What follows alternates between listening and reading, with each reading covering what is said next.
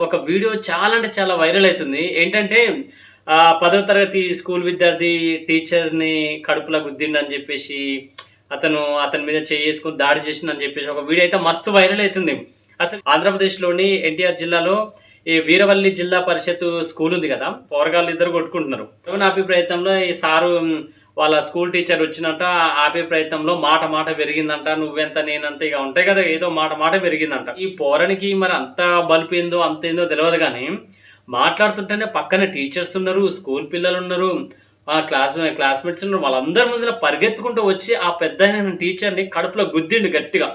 ఏడ్చేస్తున్నాయన. ఎందుకంటే నాకు తెలిసి ఆల్‌మోస్ట్ ఒక 55, 60 ఇయర్స్ ఉంటాయనుకుంటా. చాలా పెద్ద మనిషి టీచరు. సిగ్గానుండాలి వీనికసలు.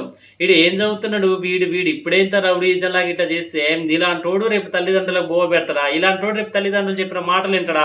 ఇలాంటోనికి ఒక సంస్కారం అనేది వస్తదా? సిగ్గానుండాలి. ఏం పోరాడు అసలు గిట్ల తయారైతున్నారు?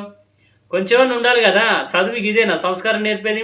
గురువు ఒక మాట అన్నాడు, ఒక దెబ్బ కొట్టిండంటే అది మంచి కోసమే. పిల్లగాడు బాగుపడాలి, రాంగ్ రూట్‌లో పోతున్నాడు, వాడిని ఒక మంచి రూట్‌లో పెట్టాలే, అదుపులో పెట్టాలని చెప్పేసి అంటారు తప్ప పర్సనల్ ఇష్యూస్ ఏమి ఉండవు గదండీ!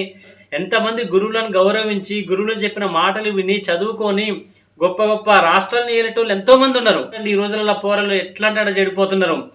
అంటే ఫోన్‌లు రావడం. తల్లిదండ్రులు గూడా ఏంటంటే, అమ్మా 16, 18 సంవత్సరాలు వచ్చిందాక గూడా పిల్లల చేతులకు ఫోన్‌లు ఇవ్వకండమ్మా దయచేసి. ఎందుకంటే, వాళ్ళసలు ప్రతిసారి పాపం మీరు ఎళ్లి క్లాస్ రూమ్‌లో ఏం చేస్తుర్రు, బెడ్‌రూమ్‌లో ఏం చేస్తుర్రు చూడలేరు గదా పాపం. ఏదో మా పిల్లగాడు చదువుతుండు, మా పిల్లగాడు టాపరు, మా పిల్లగాడు నంబర్ 1 అని జెప్పేసి ఏదో భరోసాతోని ఇస్తారు నమ్మకంతోని గానీ, మనోళ్ళేమో మంచిగా చెలికత్తెలతోని ఆడుతున్నట్టు చాటింగ్‌లు, స్కూల్‌లో టీచర్ పాఠాలు చెప్తున్నప్పుడు ఎనక బెంచ్‌లో కూర్చోవడం, ముందల బెంచ్‌లో కూర్చోవడం.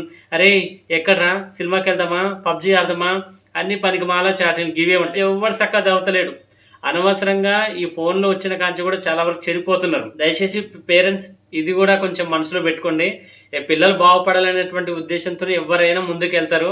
మళ్ళా ఏం చెప్తున్నాడు, నా తల్లిని ఇట్లా అంటావా, అబ్యూజ్ చేసిండది అని చెప్పేసి అంటున్నారు. ఒకవేళ మీ పేరెంట్స్‌ని అట్లా మీ అమ్మగారిని అట్లా తిట్టినప్పుడు పక్కన టీచర్స్ ఉంటారు, ప్రిన్సిపల్ ఉంటారు. వాళ్ళకెళ్ళి కంప్లెయింట్ ఇవ్వండి. తర్వాత యాక్షన్ ఏంటనేది తెలుస్తది గదా!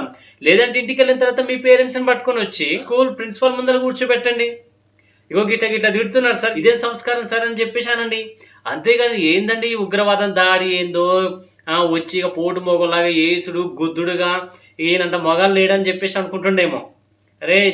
అరేయ్ చిన్నా చదువుకోండి మంచిగా బాగుపడండిరా ఉంటది. ఈ వయసులో మీరు ఇక ఇష్టం వచ్చినట్టు చేతికి ఏది దొరుకుతది, ఇగ నేనే తూపు తురుము అంటే గనక మీ భవిష్యత్తు చాలా ఉంటది. నాశనం అయిపోతారు. ఇలాంటి పౌరుషాలకు ఎళ్ళకండి. ఓకేనా?